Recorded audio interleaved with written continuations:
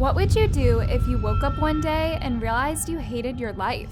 This happens to thousands of people every day, and most of them know that there are simple, valid changes they can make to improve their quality of life. Find a new job, go back to school, move to a new country, anything to give yourself a fresh start. When Chris Watts realized that the life he built wasn't for him, he didn't think to do any of those things. Instead, he took the lives of those who loved him most, so he could start again with his secret girlfriend. The Watts family murders was a case that took over the media back in 2018.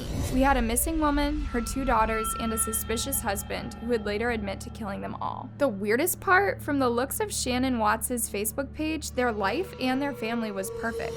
A vision of the American dream. Nobody saw this coming. Let's dive into the case. In 2010, Shannon was going through a lot in life. Her first marriage had just ended and she'd been diagnosed with lupus, an autoimmune disease. She was working relentlessly to build herself back up and managed to buy her first home. Then one day she got a friend request on Facebook from a man named Chris Watts. The two started messaging and hit it off straight away. 2 years later, they got married and moved to Frederick, Colorado. Just over a year later, they had their first child, a little girl called Bella. Celeste, who is called Cece for short, was born in 2015. Shannon was super excited to be a mom, something she never thought would happen due to her health complications. But issues were already starting to arise in her and Chris's marriage. Shannon started working for a multi-level marketing scheme called Level and sold a weight loss supplement called Thrive. 50% of those who sign up to these schemes drop out within the first year due to being unable to make money, but Shannon joined the 3% of salespeople that actually make a living wage. Chris worked as an old field operator at Anadarko Petroleum and made just over $60,000 in a year. So it sounds like they were doing pretty well for themselves,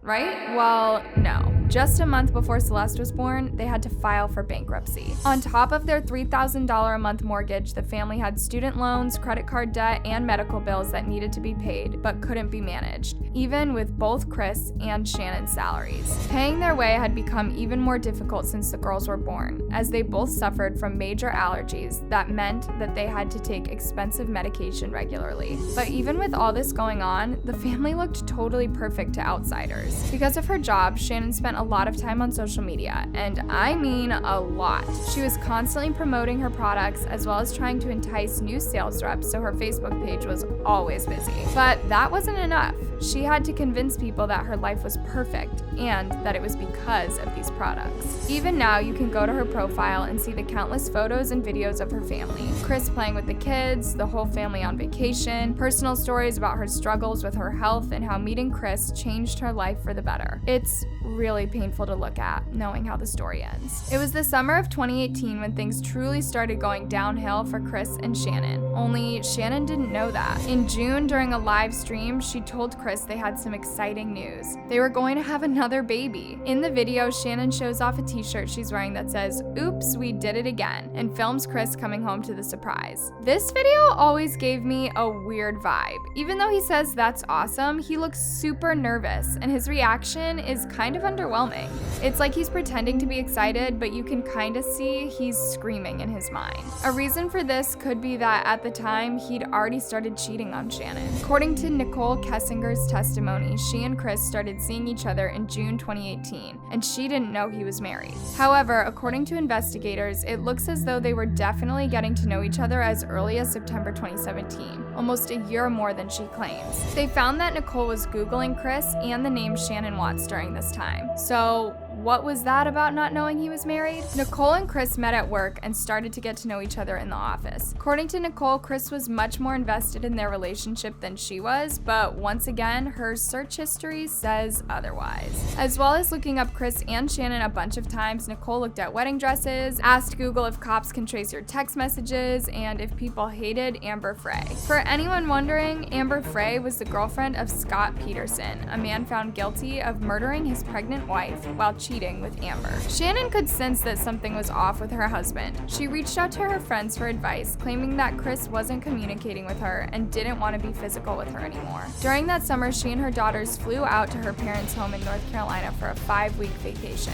Chris stayed home to work, and Shannon expressed her anger over his lack of communication during this time, not even calling to talk to his daughters. That was because he was spending every day with Nicole, taking her on exciting dates, out to nice restaurants. He told her that he was finalizing his divorce and soon it would be just the two of them. In reality, he hadn't even taken out the paperwork. When he flew out to join them as planned, Shannon texted a friend and told her that he didn't even kiss her when they met at the airport. She suspected he was having another relationship behind her back, but didn't say anything to him. Things only got worse when Chris shocked Shannon by telling her he didn't want another baby and that he was happy with the way things were. Right after that, Shannon got into a huge fight with Chris's parents, who'd always been cold to Shannon, and uninvited themselves from Celeste's birthday party. She was mad at Chris because during the fight, he didn't stick up for her or stand up to his mom when she said nasty things to Shannon. They were having such a tough time even talking to each other that Shannon canceled her gender reveal party when she found out that their next baby was going to be a boy. However, they decided to name the baby Nico. On August 9th, Shannon left for a 3-day work trip, and Chris stayed home to look after the girls.